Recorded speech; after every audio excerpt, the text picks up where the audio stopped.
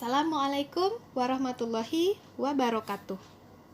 Kali ini kita akan membahas tentang hewan ruminansia yang dipersembahkan oleh SDN 19 Pontianak. Nah, contoh hewan ruminansia yang akan dipersembahkan pada hari ini adalah sapi. Sebetulnya masih ada beberapa contoh hewan ruminansia lainnya, misalnya seperti kambing, kerbau, rusa, dan lain-lain. Organ pencernaan pada hewan ruminansia ada 5. Yang pertama, rongga mulut atau cavum oris. Kedua, kerongkongan atau esophagus. Berikutnya ada lambung, kemudian usus halus, dan juga anus. Kita akan bahas satu persatu ya. Mulai dari yang pertama dulu, yaitu rongga mulut atau cavum oris. Pada rongga mulut ini terdapat 3 macam, yaitu ada gigi geraham, gigi seri, dan juga lidah. Ukuran gigi geraham pada hewan ruminansia sangat besar. Gigi geraham akan bergerak ke kiri dan ke kanan saat hewan ruminansia mengunyah makanan. Nah, fungsi dari gigi geraham ini adalah untuk menggiling dan juga menggilas makanan. Makanan hewan ruminansia adalah rumput. Nah, dinding sel tumbuhan mengandung zat selulosa. Gigi seri terdapat pada rahang bawah. Gigi seri berfungsi untuk memotong makanan. Lidah berfungsi untuk merenggut makanan. Nah, berikutnya yang kedua, yaitu kerongkongan atau esophagus.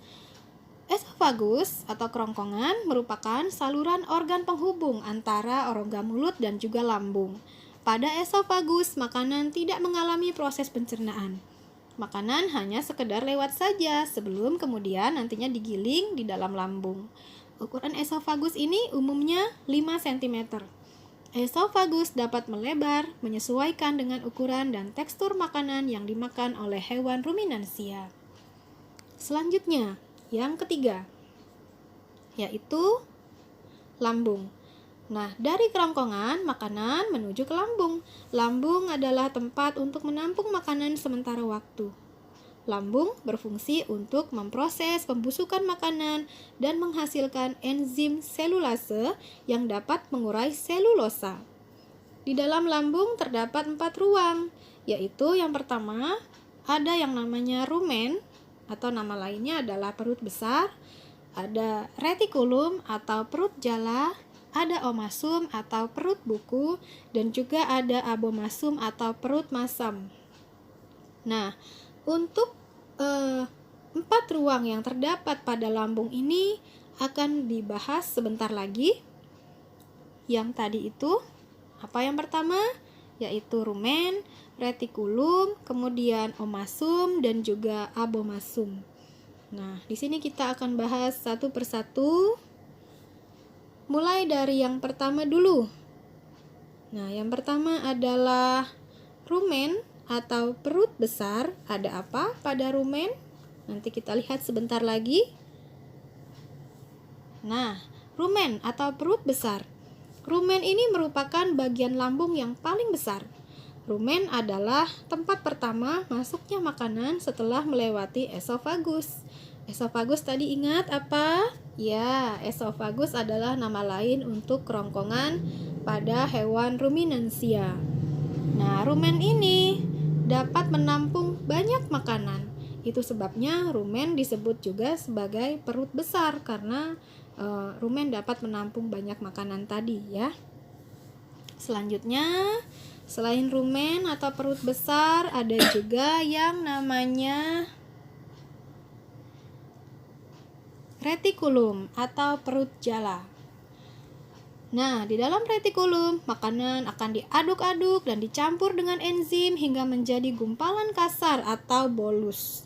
Pengadukan ini dilakukan dengan bantuan kontraksi otot dinding retikulum.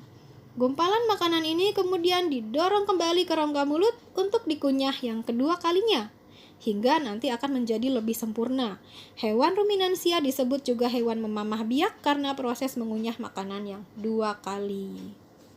Nah, selanjutnya ada omasum atau perut buku. Di dalam omasum, makanan dihaluskan secara kimiawi oleh zat enzim.